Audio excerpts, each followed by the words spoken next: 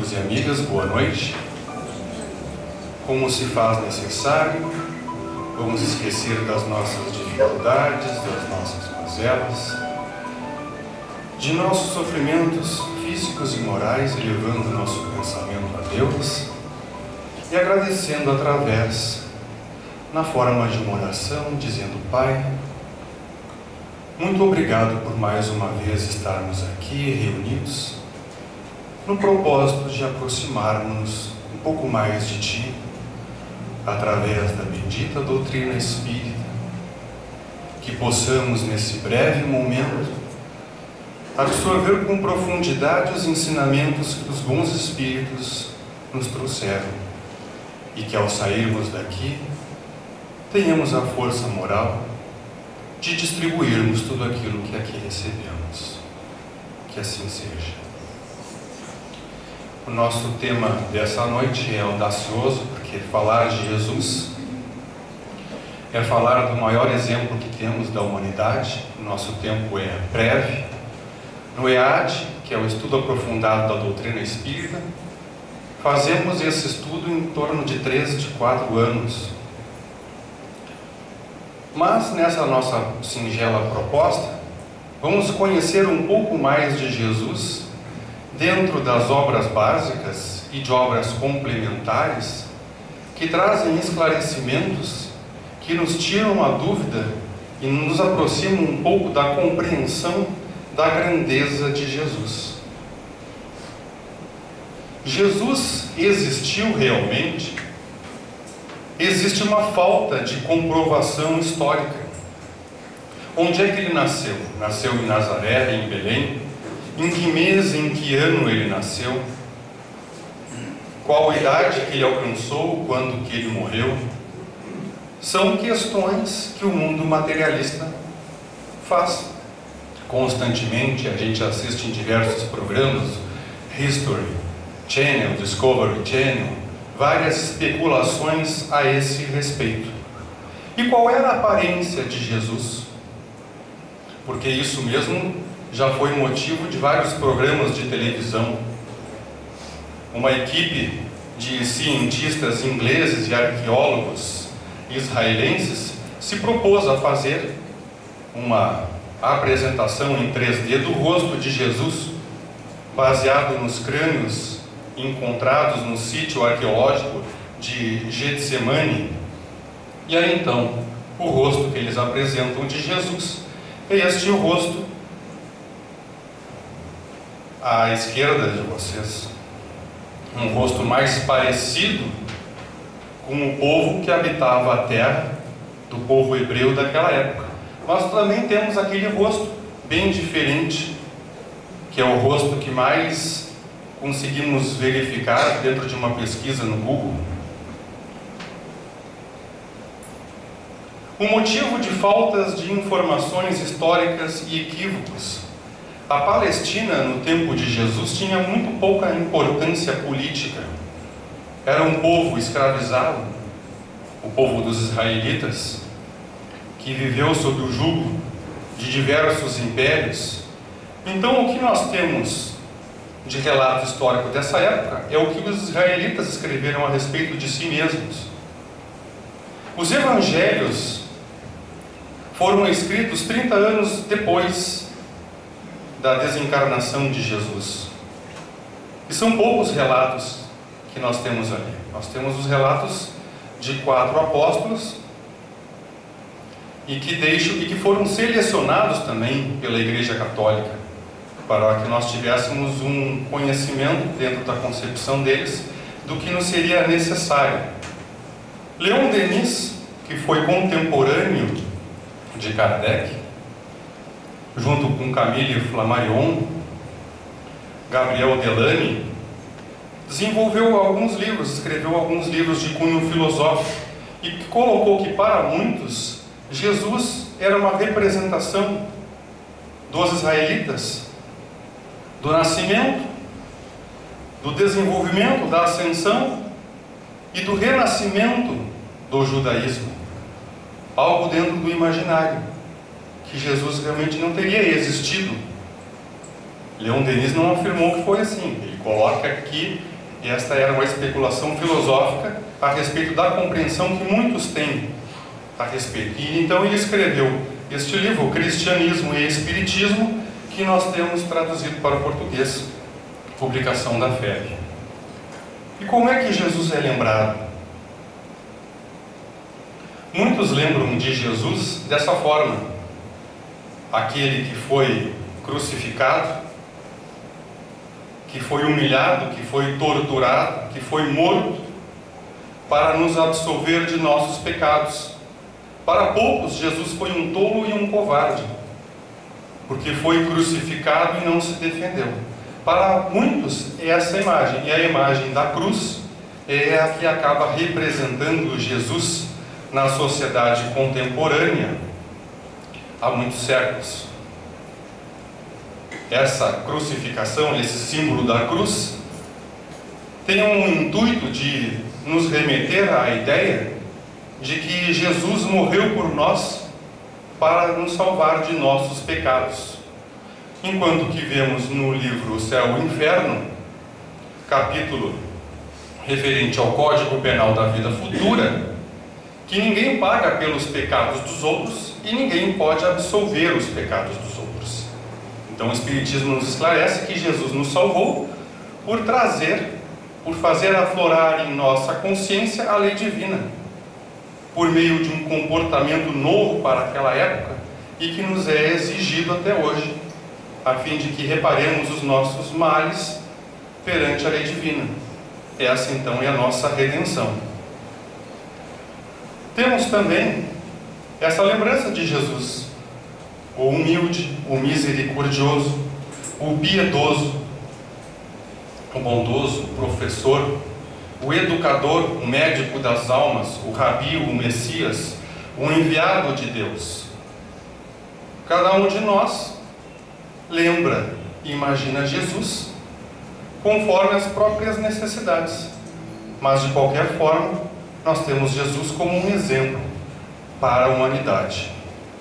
E a superioridade da natureza de Jesus, para compreender um pouco, nós podemos utilizar o livro dos Espíritos e a Gênese. Na questão 625, Kardec pergunta qual o tipo mais perfeito que Deus tem oferecido ao homem para lhe servir de guia e modelo. E a resposta é Jesus, como nós já bem sabemos. Em A Gênese, Kardec aprofunda mais esta questão. Já se passaram alguns anos desde o livro dos Espíritos, vieram o livro dos Médiuns, o Evangelho segundo o Espiritismo, se acrescentou muito em termos de conhecimento através da Revista Espírita, e Kardec então coloca o capítulo 15 sobre os milagres do Evangelho. E coloca então que esses milagres, esses feitos considerados milagrosos no tempo de hoje, todos eles se devem ao psiquismo, à ordem dos fenômenos psíquicos. E quando falamos psíquicos, estamos nos referindo à mente, à faculdade, a um atributo do espírito ou da alma. Ali repousa a causa primária, a primeira de todos esses fenômenos que foram tratados como milagres. Coloca também depois na continuidade que esses fenômenos, para que esses fenômenos psíquicos se efetuem, é necessário que um fluido perispiritual, que é o nosso perispírito, este corpo metafísico, intermediário entre o nosso corpo físico e o espírito que somos. É necessário que esse fluido espiritual, este perispírito, tenha propriedades diferentes e aprimoradas para que essa mente possa, através desse perispírito, atuar sobre a matéria. Todos os fenômenos físicos se dão através dessa forma, da vontade, do pensamento e da influência, então, do perispírito sobre a matéria. E aí depois Kardec continua dizendo, considerando-o apenas um espírito superior, não podemos deixar de reconhecê-lo um dos de ordem mais elevada. Então já se começa a especular a respeito da graduação de Jesus dentro da ordem dos espíritos. Como o homem tinha a organização dos seres carnais, porém, como espírito puro desprendido da matéria, havia de viver mais a vida espiritual do que a vida corporal, de cujas fraquezas não era possível. Coloca também que sua alma provavelmente vivia muito mais a realidade espiritual do que a material. E nós sabemos isso porque Jesus via o presente e antevia o futuro. Conseguia prever o que iria acontecer. Será que Jesus tinha essa superioridade, essa capacidade de ver o futuro? Qual será então a evolução de Jesus dentro do que já nos foi trazido pelas obras complementares e as obras básicas e complementares? Dentro dessa colocação de Kardec, resumindo, nós vemos que Jesus tem um intelecto mais evoluído, que nós já conhecemos, a moral mais evoluída, propriedades do perispírito também desconhecidas por nós e muito nos revelada através da fenomenologia mediúnica, hoje em dia, e tinha uma comunicação direta com Deus.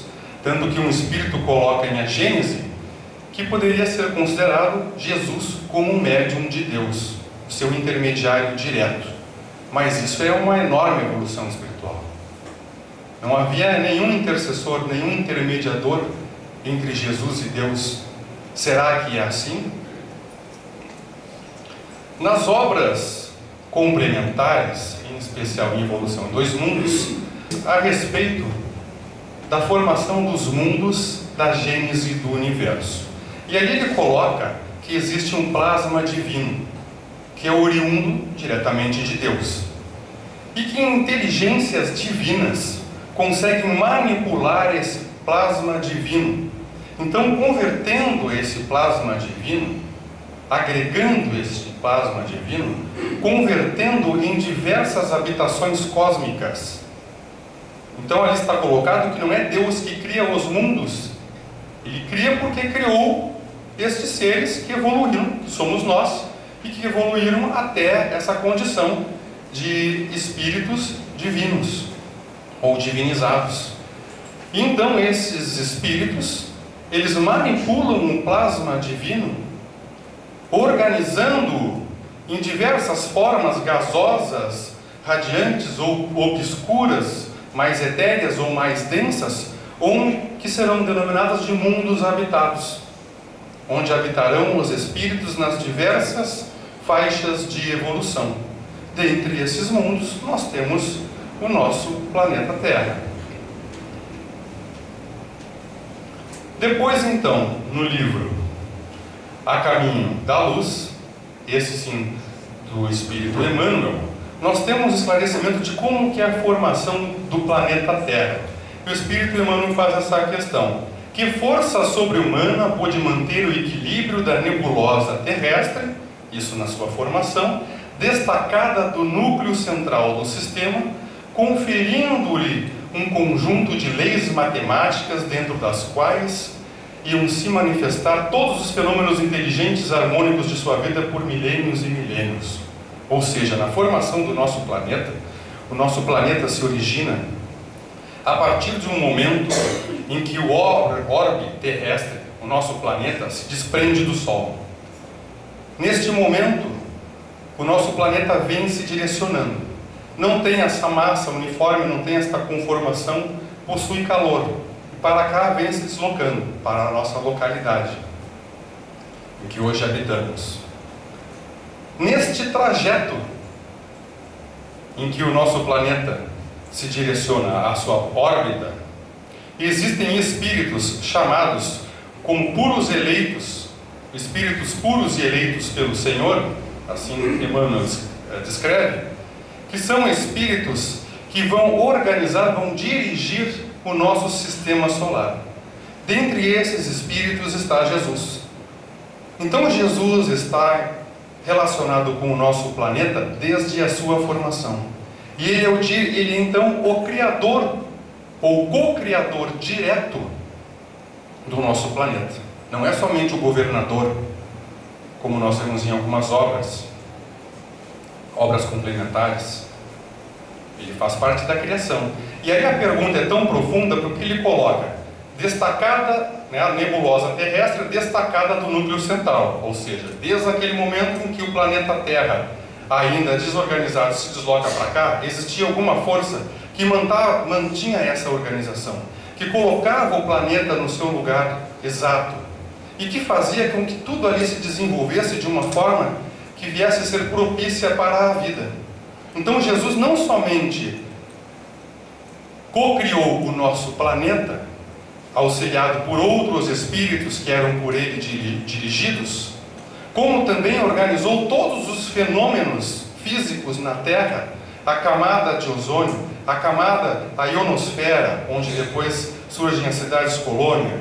Ele também organiza as marés, a própria criação da Lua, do satélite Lua, faz parte de uma das últimas criações de Jesus para que esse nosso planeta tivesse a condição de que fosse desenvolvida a vida.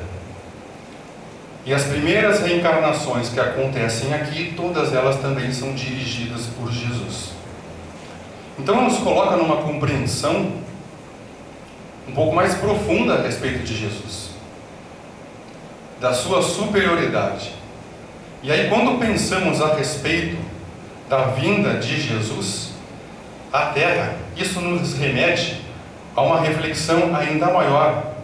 Nesse momento em que o Espírito Emmanuel coloca que nesse momento em que a Terra é formada, até o período em que lhe é possível compreender, que lhe é permitido saber, esta espiritualidade superior reuniu-se 2 vezes no nosso orbe terrestre. Uma foi nessa fase da organização.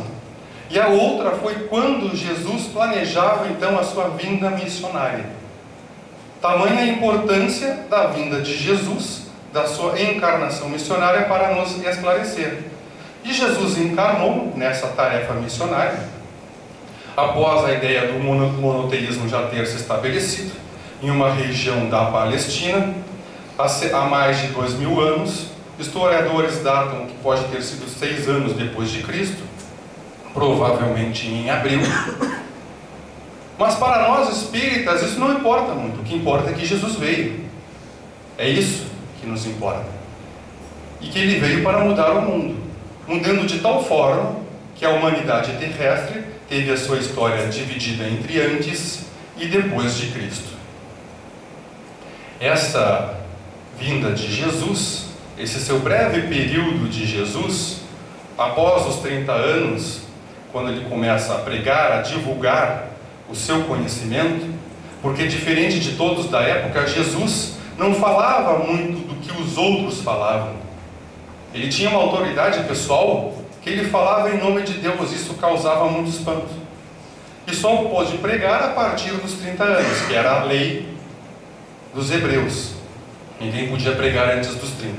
E nesse pequeno período que conhecemos de 3 anos, nós temos um período de Jesus na obscuridade, onde ele foi lá, foi batizado, reuniu os apóstolos, começou a fazer alguma divulgação mais singela. Depois o período então dos milagres, dos seus sermões, e nós temos depois o período da sua perseguição. Vamos falar então, brevemente, de um desses períodos que para nós representa o mais belo, mais significativo, que são os dos seus ensinamentos, ao ponto de que o Consolador Prometido, ou seja, o Espiritismo, se atém no Evangelho segundo o Espiritismo a descrever estes ensinamentos. Nós temos aqui Divaldo Pereira Franco, que psicografou o livro As Primícias do Reino, do Espírito Amélia Rodrigues, e que ali descreve um momento muito importante para a nossa reflexão. Jesus se encontrava, dormia, repousava na casa de Simão, filho de Jonas, em Cafarnaum, próximo do mar da Galileia. Muitos já sabiam dos feitos de Jesus e queriam encontrá-lo. O objetivo principal era obter cura para os seus males, para as suas doenças. E todos já estavam lá, próximos da casa de Simão, aguardando Jesus. O sol começava a raiar e Jesus aparece, como descrito, por trás de um monte, como quem vem de uma sombra, entrando na luz e fazendo perceber. E as pessoas olham para Jesus. e percebem que ele é diferente. Nesse livro nós temos uma descrição física de Jesus, talvez única em tantos detalhes. Eles observam que Jesus se aproxima, era um homem de uma estatura considerada até alta para a época, 1,78 m, 75 quilos, magro, de cabelos da cor do ouro velho ou maltratado, como o Divaldo também descreve, a testa larga, os lábios pulpudos, carnudos, e os olhos azuis. É a aparência que nós vemos em algumas imagens no Google. Não é essa exatamente, mas o que se aproxima mais dessa descrição, com os cabelos ondulados que vinham até os ombros, se misturando com a barba marrom. A imagem de Jesus surpreendeu a todos, mas acima da sua aparência, a forma como ele se apresentava, o olhar sereno de profunda paz. Algo que as pessoas não estavam acostumadas. Jesus então fala: eu vim dar-vos a paz, eu vos dou a minha paz, como somente eu posso dá-la. A paz do mundo é um período entre duas batalhas. A minha paz nasce do coração e toma conta da paisagem da vida. É aquela paz que dulcifica, que harmoniza. Crede em mim. Eu venho dar-vos a minha paz, e se vos deixardes impregnar pela minha paz, fruireis de harmonia e nada de fora vos perturbará. Uma paz que toda a humanidade deseja. Mas a paz que Jesus oferecia não era exatamente a paz que aquele povo procurava.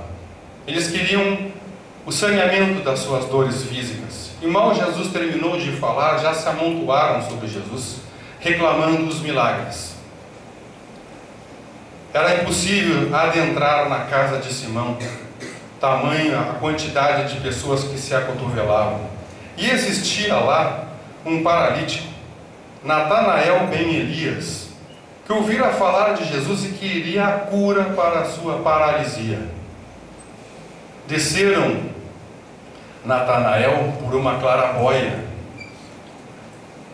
e ele desceu então, e ali encontrou Jesus.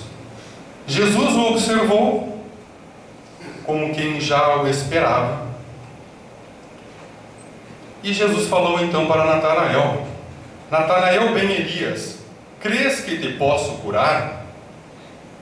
E Natanael falou: Jesus, sim, creio. Mas tão logo respondeu, já se encheu de espanto. Como que Jesus sabia do seu nome? E perguntou: Senhor, como sabes o meu nome? Me conheces? E ele diz, Jesus: sim, te conheço desde ontem. Sou o bom pastor e em razão disso conheço nominalmente todas as ovelhas que Deus me confiou. Natanael não entendeu mais nada. Como assim desde ontem?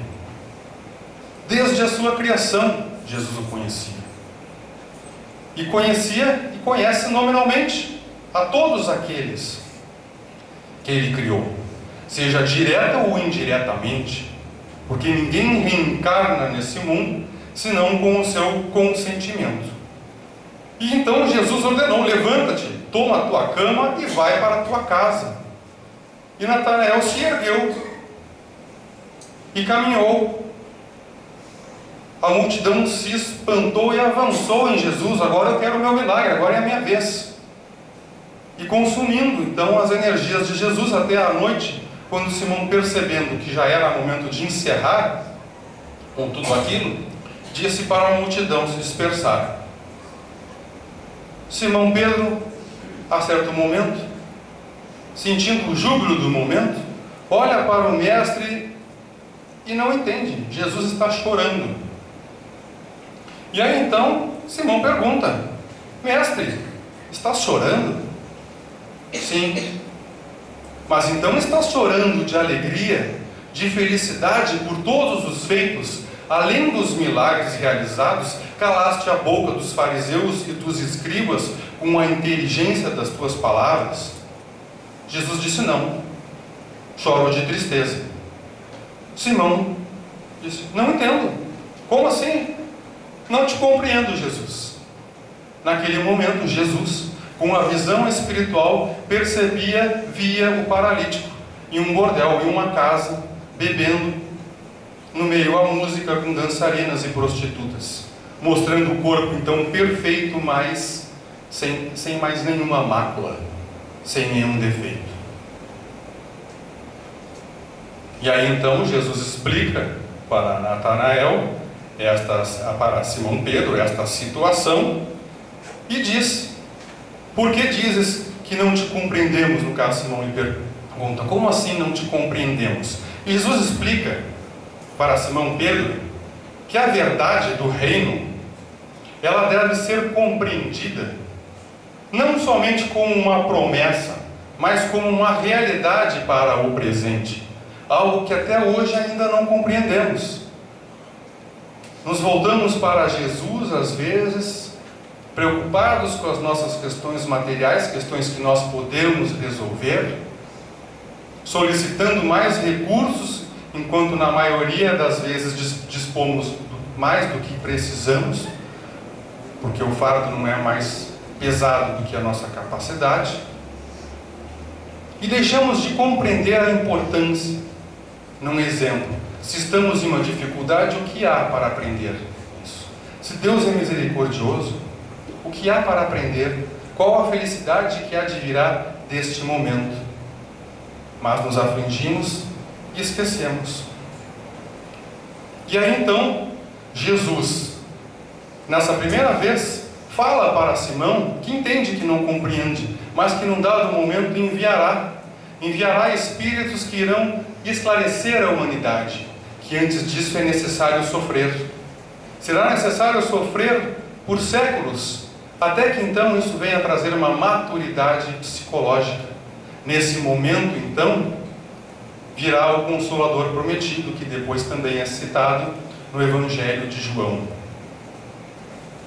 E aí então, quando a Europa aflora dentro da filosofia e das ciências, divulgando então esse conhecimento, quando a humanidade se encontra ávida para pensar, surge o Consolador prometido, que é enviado por Jesus, chamado então de Espírito de Verdade, que compõe as obras básicas e que é então citado, que são descritos esses Espíritos através das obras básicas codificadas por Kardec.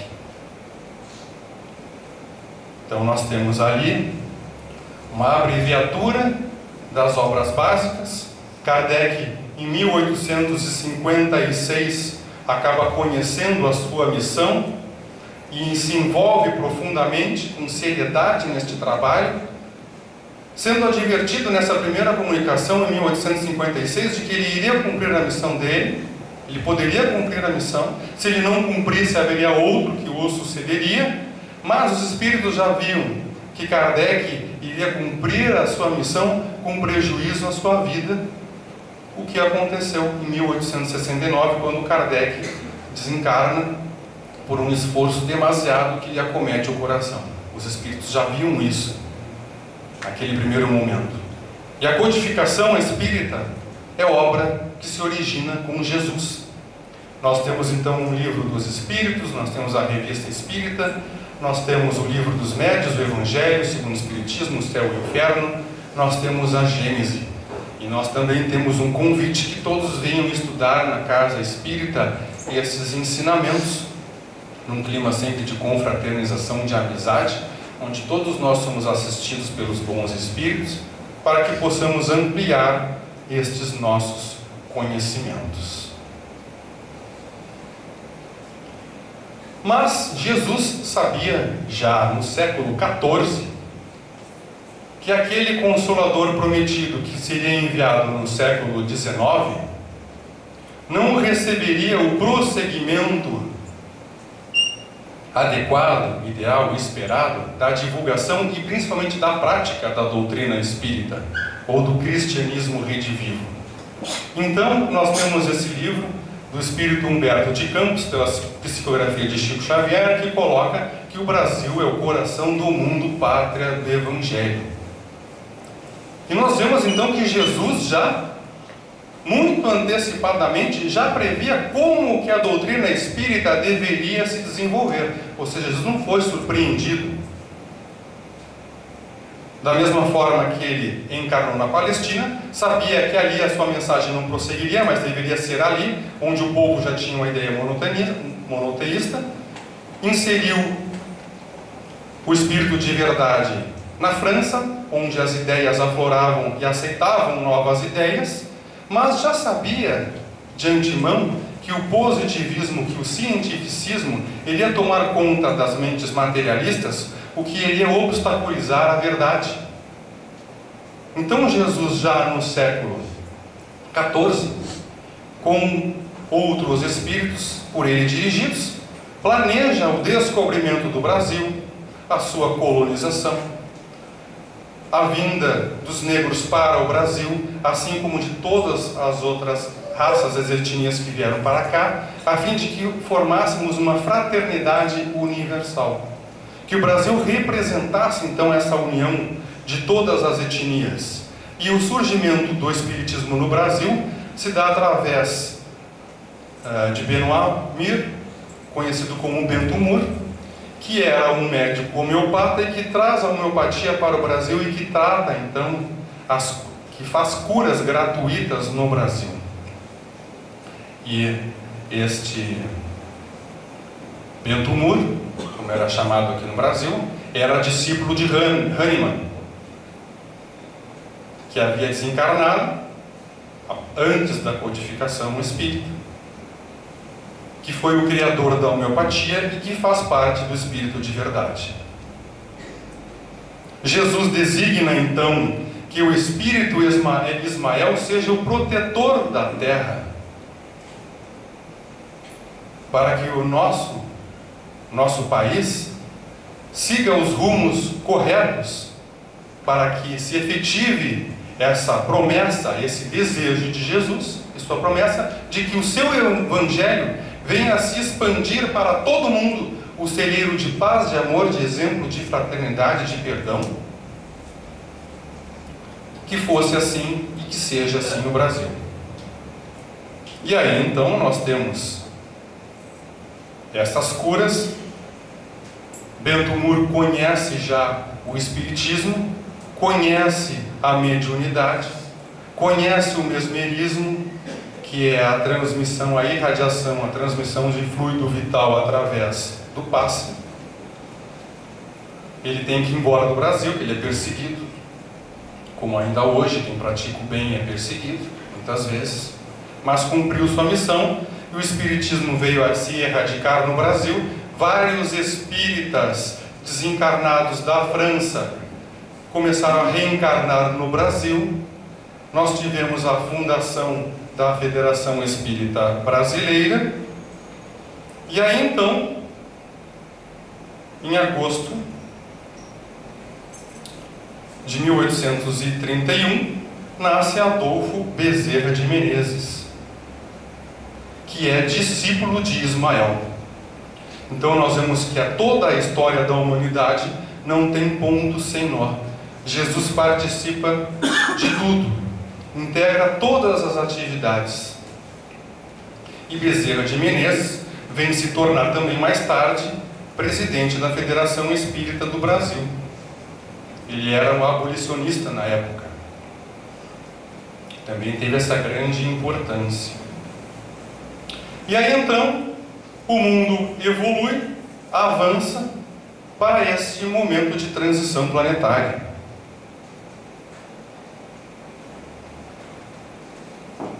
A ciência comum coloca que o nosso planeta Terra tem cerca de 4,5 bilhões de anos. O Espiritismo coloca que isto é uma quimera, é uma fantasia. É como a ciência consegue medir o tempo. A formação do nosso planeta data de muito mais tempo. E nessa evolução do planeta, conforme Divaldo Franco, em uma palestra que fez no lançamento deste livro em Boston, no final do ano de 2011, Divaldo coloca que o nosso planeta encontra-se, em analogia, a nós na sua adolescência. E a adolescência é conturbada. Todos nós passamos pela adolescência e sabemos que é uma transição. Então nós vemos esses fenômenos geológicos, meteorológicos, estes abalos das placas tectônicas que provocam maremotos, que se transformam em tsunamis, que ativam vulcões há muito tempo considerados extintos, para que ocorram, além do ajuste planetário no seu eixo, que se torna mais vertical, o que favorecerá um mundo de regeneração com temperaturas amenas, quando teremos uma única estação no ano, uma estação climática mais amena, além de provocar isso para a evolução do planeta, também provoca as desencarnações coletivas, que surpreendem a todos nós. Então, nós estamos nesse período de maturação do nosso planeta, cumprindo então a lei de destruição que nós verificamos no Livro dos Espíritos na parte segunda, e cumprindo também a lei de progresso, ambas leis divinas. Mas como Deus é soberanamente bom e Jesus é misericordioso desde a criação do planeta, nada ocorre de forma exagerada que não seja exatamente dentro daquilo que é estritamente necessário. Não havendo injustiças, não havendo crueldade, perversidade, mas sim a manifestação de Deus e de seu representante direto, Jesus, entre nós. Desde 1970, o nosso planeta, como todo o sistema solar, adentra-se dentro da faixa de emissão de fótons da estrela Alcyone, que é uma estrela de grandeza muito superior ao sistema solar, ao ponto que o nosso sistema solar orbita ao redor desta estrela, onde habitam espíritos muito evoluídos num ponto que ainda não compreendemos. E os benefícios para isso é que esses fótons emitidos, eles trazem curas físicas para todos nós que já nos despojamos da amargura, da miséria moral, da sensualidade, da inveja, do rancor. Os puros de coração absorverão e já absorvem estes fótons, para que, quando este mundo se tornar um mundo de regeneração, já não vejamos muitas doenças, que elas estejam extintas. No ano de 2012, o nosso planeta adentrou totalmente nesta faixa irradiativa. Da mesma forma, essa emissão de fótons beneficia o nosso planeta. Então, enquanto vemos o pior da humanidade, que também são os nossos irmãos mais infelizes que reencarnam, também estamos verificando lentamente o surgimento, o aparecimento de espíritos aqui extremamente elevados, que vão fazer, conforme Divaldo coloca, sejamos arrastados ao progresso em uma onda de luz. Todos nós que temos o coração um pouco mais aberto, mais sensibilizados, usufruiremos disso, ao ponto que o próprio Divaldo Franco pede para continuar reencarnado, para poder vislumbrar a chegada desses emissários de Jesus. Então podemos observar o nosso dia de duas formas: pelas tragédias ou pela renovação.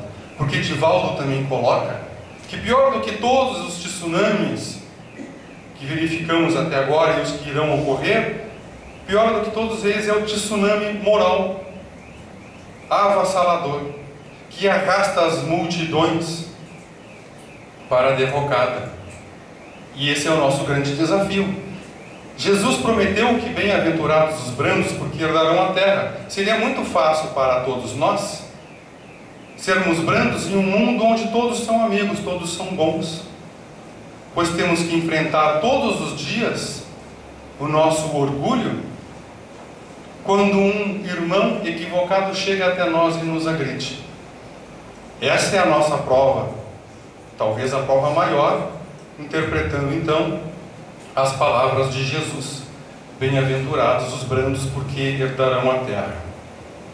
A nós, além de reflexionarmos a respeito da natureza de Jesus, fica um pensamento profundo da importância de Jesus realmente em nossas vidas, do exemplo maior que Ele nos deu. Porque Jesus poderia ter vindo ao nosso mundo mostrando avanços científicos, imagina, co-criador do nosso planeta. E esses espíritos extremamente evoluídos, eles pegam essas energias subatômicas e pela força da mente aglomeram e formam ali um centro gravitacional para o surgimento de outros planetas, daqueles que não eclodem pela explosão de estrelas, por exemplo. Então, dentro desta grandeza de Jesus, a sua superioridade, fica a reflexão do porquê veio a que veio. Jesus falou somente de amor em toda a sua estada terrestre, simplesmente de amor. Deu diversos exemplos e chegou a Simão Pedro e disse que entendia que Simão não teria compreensão, que haveríamos de sofrer. Mas até quando vamos sofrer ainda? Será que é necessário?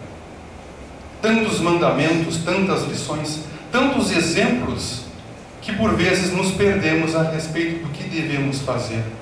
Também tantos estudos que fazemos e que nos renovam os propósitos. Porque Jesus foi muito simples. No momento da última ceia, Ele resumiu tudo aquilo que Ele havia ensinado em um único mandamento. Já havia sido dito nos 10 mandamentos da lei mosaica, que devemos sempre considerar, que devemos amar a Deus sobre todas as coisas. E dentre os outros mandamentos, resumidamente, está lhe dito que devemos amar ao próximo, mas de uma forma diferente do que Jesus propôs, porque a gente vê que são tudo negativos, né? Não adulterarás, não matarás. Mas Jesus não veio com um mandamento dizendo que não devemos fazer. Ele simplificou e disse então: guardai o meu mandamento. Este é o meu mandamento: amai-vos uns aos outros, assim como eu vos amei. É de extrema superioridade esse pedido, e muito difícil. Que pedido que Jesus nos fez! Que dificuldade conseguirmos representar o amor que Ele teve conosco para com o próximo, sendo que muitas vezes não amamos a nós mesmos. Mas na intenção de assim prosseguirmos, porque assim se faz necessário, encerramos essa nossa exposição, que é breve e singela, pedindo a Deus que permaneça sempre conosco, que mantenha os bons espíritos próximos sempre de nós, apesar de nossos equívocos, que jamais desistam de nós, para que um dia possamos retornar ao amado Mestre, amigo Jesus, dizendo: amigo, muito obrigado, porque eu consegui. Que assim seja.